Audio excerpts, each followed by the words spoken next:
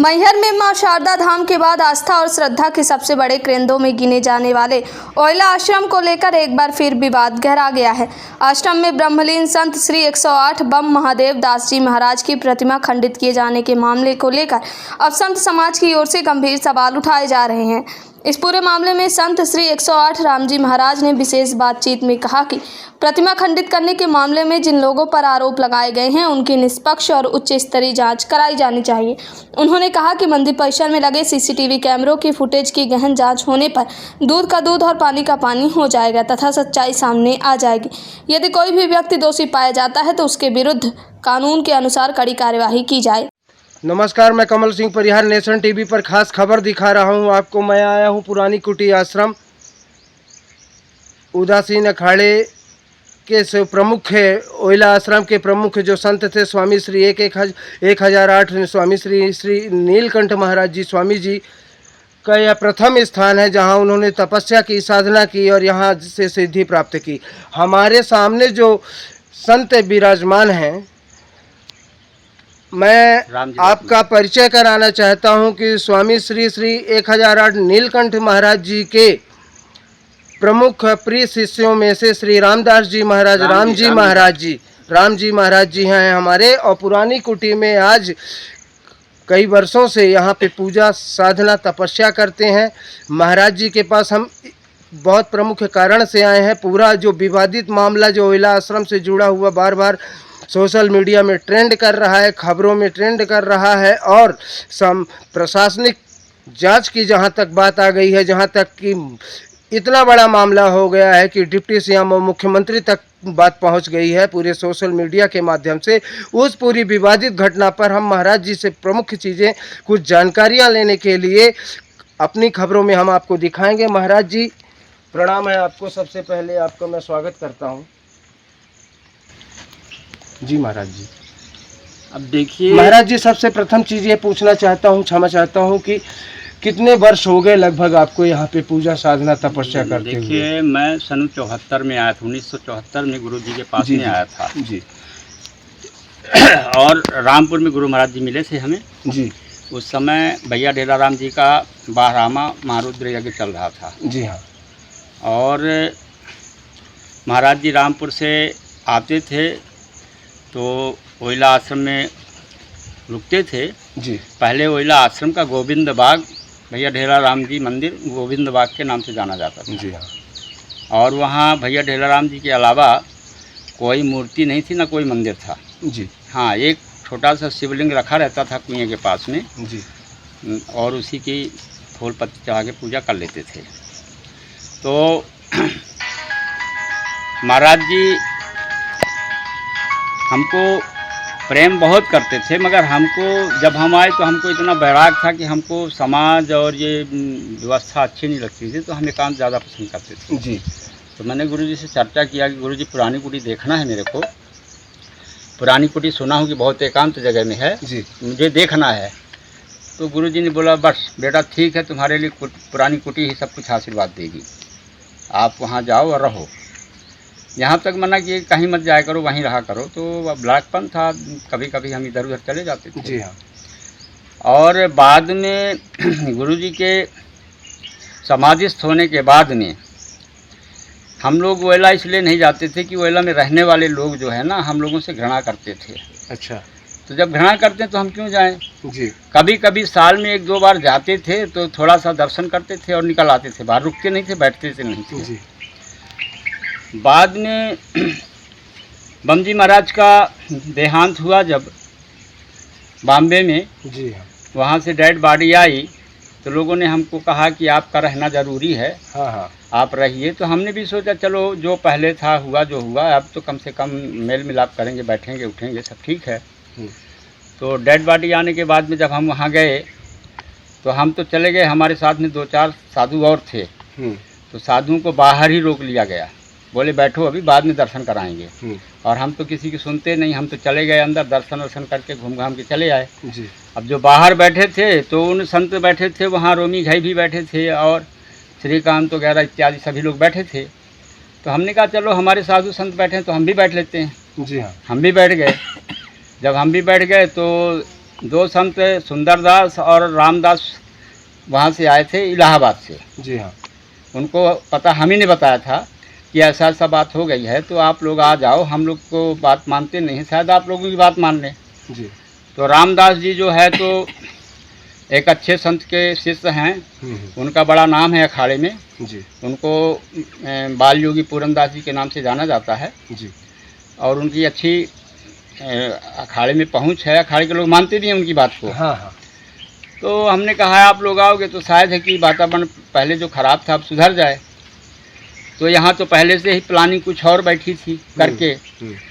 तो रामदास जी ने अपनी बात करना शुरू किए। जी। इतने में श्रीकांत जी उठे और बोलते हैं कि हमारी प्लानिंग सब हो चुकी है और हमको जो करना है करेंगे, और हमको ये किसी की वो नहीं सुनना है, और साधुओं को अब यहाँ ज़रूरत नहीं है, यहाँ सेवा व्यवस्था हम लोग देख लेंगे, सक्षम है।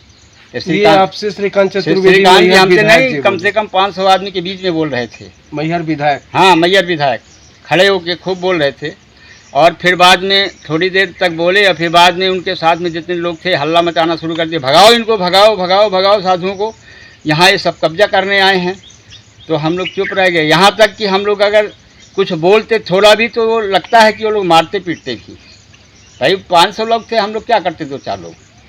तो चुपचाप बैठ रह गए हम। हमारा स्वास्थ्य भी खराब था उस समय, एक्सीडेंट हो चुका था हमारा पहले, तो हम भी नहीं बोलते नहीं। हम ये तो उस दिन की बात है जब बम महाराज जी समाधि लिए हैं। डेड बॉडी जिस दिन आई है, जिस दिन ओइला आश्रम में बॉडी रखी गई है, ये उस घटना उस क्रम दिन को बता रहे हैं। और सबको मना कर दिया कि कोई टीवी कैमरा नहीं चलाएगा, कोई फोटो नहीं लेगा, कुछ नहीं लेगा, सब कोई बंद रखो। और उनके साथ में बहुत सारे लोग थे, तो डर के मारे किसी ने नहीं लिया फोटो वोटो, कोई नहीं चलाया है। जी हाँ।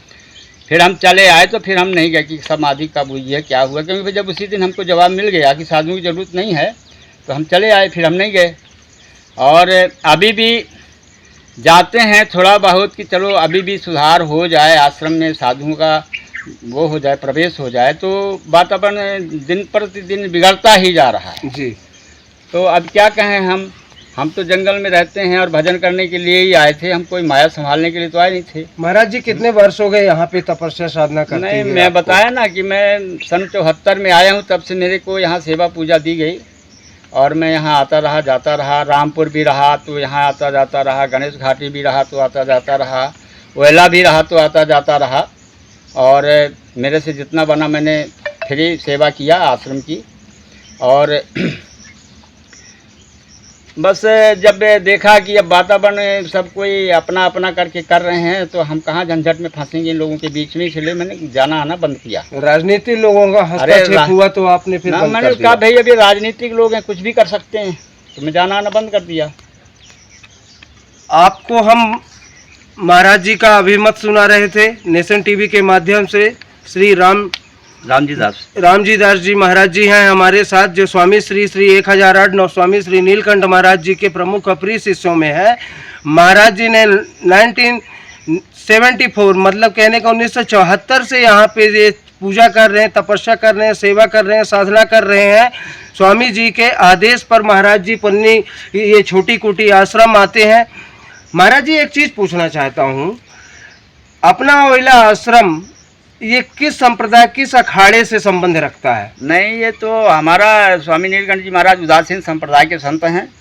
उदासीन संप्रदाय से आप भी उदासीन संप्रदाय के संत कहलाए। उनके हम शिष्य हैं तो उदासीन संप्रदाय के हम भी कहेंगे। प्रमुख चीज मैं आपको बताना चाहता हूँ इस वीडियो खबर के माध्यम से कि उदासीन संप्रदाय से वह ओइला आश्रम संबंध रखता है। वह अखाड़ा नाम से जाना जाता है कि उदासीन अखाड़ा जो भारत देश में पूरे चारों तरफ फेमस है। वहाँ ब्रह्मचारी संत मौजूद होते हैं। ब्रह्मचारी जो होते हैं, बाल संत जो शुरू से बाल ब्रह्मचारी रहते हैं, उनको वहाँ स्थान दिया जाता है। वहाँ की गद्दी के पीठाधीश्वर बनते हैं, वहाँ के मठ के गद्दी संभालते हैं और मुख्य संत कहलाते हैं। महाराज जी ये जो अभी ओइला आश्रम में ये जो संत आए हैं, इनका नाम तो मैं नहीं जानता हूँ, लेकिन मैंने सुना है ये गृहस्थ आश्रम से आते हैं। नहीं, क्या है कि ये सुंदरदास जी इनका नाम है। ये हमारे गुरु भाई के शिष्य हैं, हमारे भतीजे लगे एक तरह से जी। और ये संत तो बन गए, मैं पहले गृहस्थ में ही थे, गृहस्थ नहीं थे। इनके बाल बच्चे भी हैं और ये रीमा के आसपास के हैं कहीं के। महाराज जी एक प्रमुख चीज क्या उदासीन अखाड़े संपत्ति है, जो वहाँ के धन वैभव का जो यश कीर्ति जो वहाँ विराजमान है, उस पर इनकी गाढ़ी नजर है। और ये वहाँ पे सबसे प्रमुख बात मैं ये पूछना चाहता हूँ महाराज जी, मंदिर मठों में किसी भी धार्मिक स्थल में कांग्रेस हो चाहे भाजपा चाहे बीएसपी चाहे समाजवादी, क्या राजनीतिक लोगों का संबंध होना चाहिए? इनको बाहर तो किया जाना चाहिए? धार्मिक स्थान है, धार्मिक स्थान में सब कोई सेवा के रूप में आते हैं, कोई भी पार्टी को ऐसी बात नहीं है, मगर इसमें कोई वर्चस्व तो नहीं बनाया जाता है कि ट्रस्ट में कोई सदस्य तो नहीं बन सकते ना? नहीं, ट्रस्ट में सदस्य की बात ये है, अगर संत लोग चाहते हैं तो सेवा के रूप में बनाते हैं। ट्रस्ट क्यों बनाया जाता है? सेवा के लिए। सेवा के लिए। ये नहीं कि साधुओं को ही भगा दो और कब्जा कर लो कि हमारा अब वर्चस्व हो गया तो हमारा अधिकार हो गया है। यहाँ तो साधुओं को भगाया जा रहा है। आपका अभी भी हमने जो न्यूज देखी है तो न्यूज में देखा कि ये बड़े अखाड़े के संत जी हैं जिनका कोई मतलब ही नहीं हमारे उदासीन संप्रदाय से, और ये बीच में इंटरफेयर करते हैं। इनको तो जाना ही नहीं चाहिए वहाँ। हमने मना भी किया था उस बार, ये बड़ा अखाड़े वालों को हमने मना किया था कि ये हमारे संप्रदाय का है, उदासीन का है, इसमें आपका कोई वो नहीं है इंटरफेयर करने का। वो फिर भी वो जाते हैं और दो ही संत दिखे हमको, एक बड़े अखाड़े के संत थे और सुंदरदास था, बाकी उदासीन संप्रदाय का कोई था ही नहीं। बाकी सब गृहस्थी लोग पीला लाल कपड़ा डाल के पहन के और हजारों की तादाद में खड़े दिख रहे हैं। सबसे प्रमुख बात महाराज जी ने कहा है कि राम जानकी बड़ा अखाड़ा के जो महाराज जी हैं वो वैष्णव संप्रदाय से आते हैं और उनका हस्तक्षेप कतई बर्दाश्त नहीं है, क्योंकि उदासीन अखाड़े का कल्चर जो वहाँ की सभ्यता है, जो वहाँ का संस्कार है वो अलग होता है और वैष्णव संप्रदाय का अलग होता है। महाराज जी ने साफ साफ कहा है कि उनका आना, उनका हस्तक्षेप करना या कहीं से भी उचित नहीं है। महाराज जी पूरे मामले में यहाँ के प्रदेश के मुख्यमंत्री धर्मस्व विभाग के मंत्री धर्मेंद्र लोधी, यहाँ के मठाधीशों से, यहाँ के चारों शंकराचार्यों से आप क्या अपील करेंगे? नहीं, हमारे तो ये है कि भाई सबको ही जानता है कि सभ्य समाज में सबका एक समाज का अपना वर्चस्व होता है। समाज की राजनीति, समाज की पंचायत होती है, समाज की बैठक होती है और समाज के लोग जो निर्णय लेते हैं वही प्रशासन भी मानता है। प्रशासन को मानना चाहिए। अब प्रशासन, हाँ, यदि कोई नहीं है संप्रदाय का या स्वामी जी नीलकंठ जी महाराज के परिवार का कोई व्यक्ति नहीं है तो फिर प्रशासन का तो है ही है।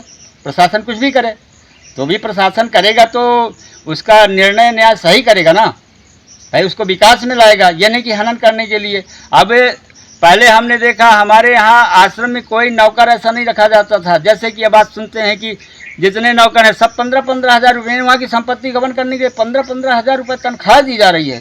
और ये आश्रम हम लोग चला रहे हैं तो यहाँ एक लोग एक बोरा आटा भी नहीं बेच सकते हैं। ये भी तो गुरु महाराज का, नीलकंठ जी महाराज का आश्रम है। सभी आश्रमों में व्यवस्था देख रेख करे समिति, क्यों नहीं करती है? हम खबर के माध्यम से खास चीज दिखा रहे हैं आपको, बहुत बड़ा बयान सुना रहे हैं। एक सिद्ध संत जो हमारे स्वामी जी सरकार स्वामी श्री नीलकंठ महाराज जी के प्रमुख अप्रिय शिष्यों में से है। महाराज जी यहाँ पे छोटी कुटी में आज कई वर्षों से, लगभग 30-40 वर्षों से ज्यादा हो गए यहाँ पे पूजा तपस्या करते हुए। पॉलिटिकल अफेयर को जो जोड़ा जाता है, जो भारतीय जनता पार्टी हो चाहे कांग्रेस के नेता हो, ट्रस्ट के जो सदस्य बने हुए हैं वो किस स्वार्थ से जुड़े हुए हैं, इसकी भी जांच विवेचना होनी चाहिए।